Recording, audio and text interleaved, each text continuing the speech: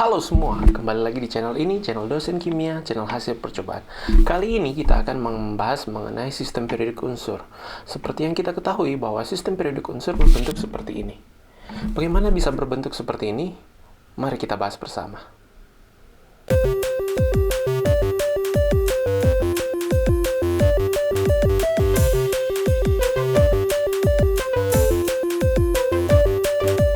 Para ahli kimia Arab dan Persia mengelompokkan unsur-unsur berdasarkan sifat, logam dan non-logam.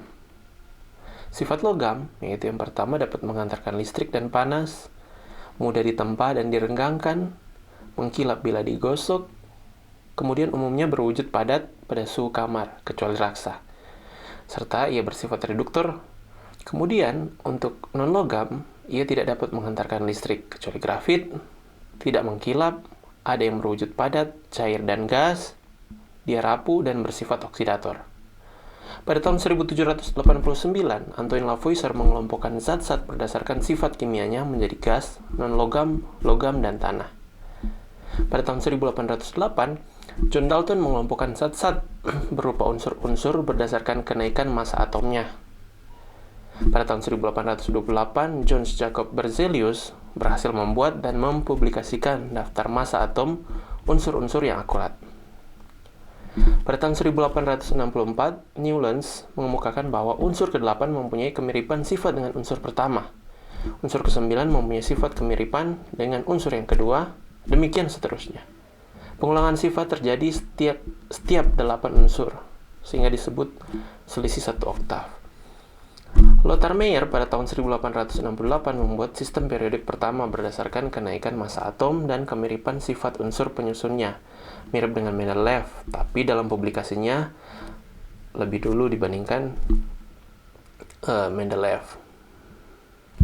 Dmitri Mendeleev pada tahun 1871 membuat tabel berkala unsur-unsur yang disebut juga sistem periodik unsur yang disusun berdasarkan kenaikan massa atom, sehingga sifat-sifat tertentu dari unsur akan berulang secara berkala menurut kenaikan massa atom. Menurut sistem periodik Mendeleev, yang terdiri dari 12 baris mendatar yang disebut periode dan 8 kolom yang disebut golongan. Sistem periodik Mendeleev disebut sistem periodik pendek. Sistem periode modern disebut juga sistem periodik panjang. Jadi disusun berdasarkan kenaikan nomor atom, dan dasar penyusunan sistem periodik modern berdasarkan hasil penelitian dari Henry Moseley, yaitu sifat dasar atom yang ditentukan dari nomor atomnya. Sistem periodik modern terdiri atas lajur yang vertikal yang disebut golongan dan lajur horizontal yang disebut periode. Dalam satu periode disusun berdasarkan kenaikan nomor atomnya, dalam satu golongan disusun berdasarkan kemiripan sifat. Hubungan konfigurasi dengan elektron sistem periodik. Pada periode, dia menyatakan banyaknya kulit atom yang dimiliki oleh unsur yang bersangkutan. Dalam sistem periodik panjang terdiri dari 7 periode. Periode pendek, yaitu periode 1, 2, dan 3, periode panjang, periode 4, 5, periode sangat panjang, periode 6, periode belum lengkap, periode 7.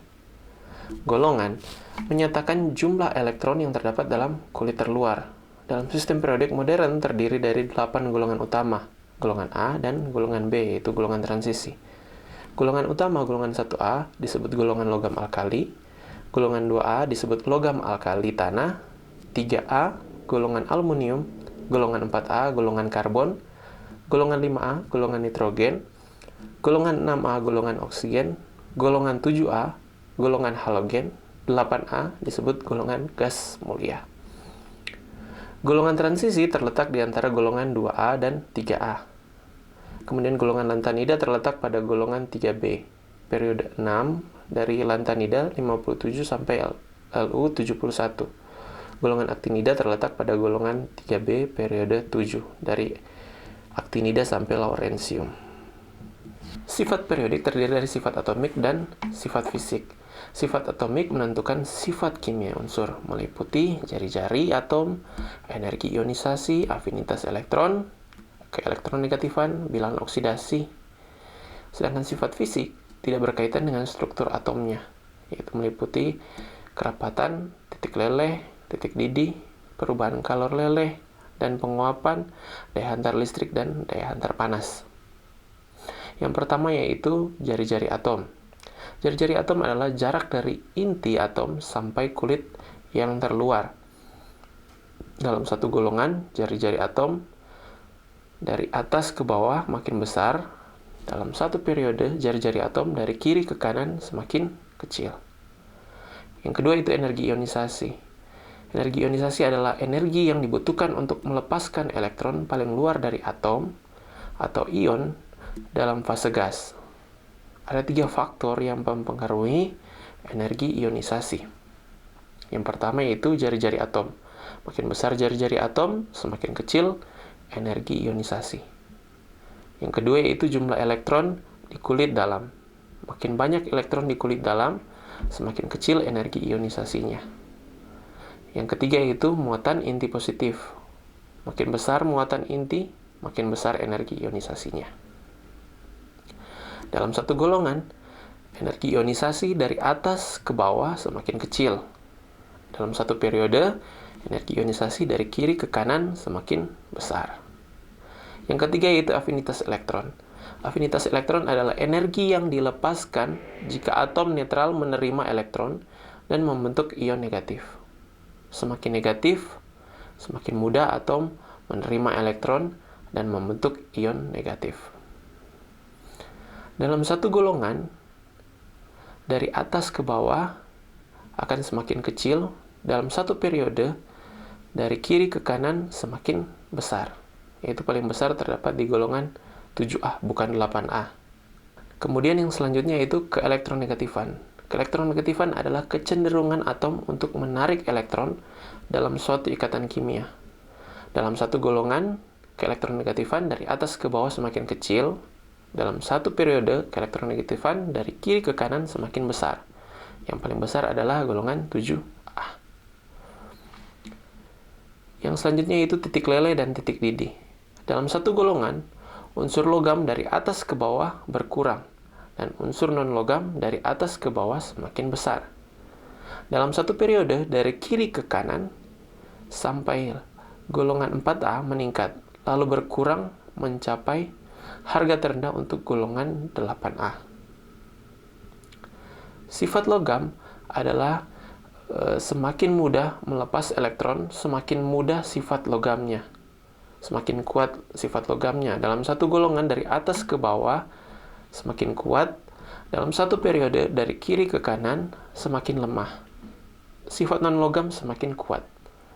Semakin mudah melepas elektron, sifat reduktor semakin kuat.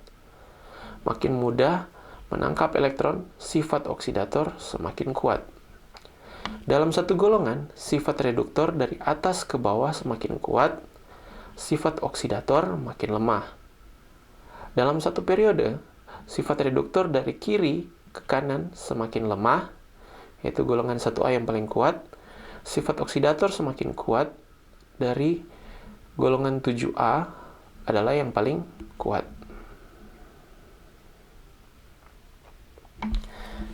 Demikianlah pembahasan kita mengenai sistem periodik unsur. Bila ada pertanyaan, silakan komen di bawah. Bila Anda suka video ini, jangan lupa untuk klik like dan subscribe. Sampai jumpa.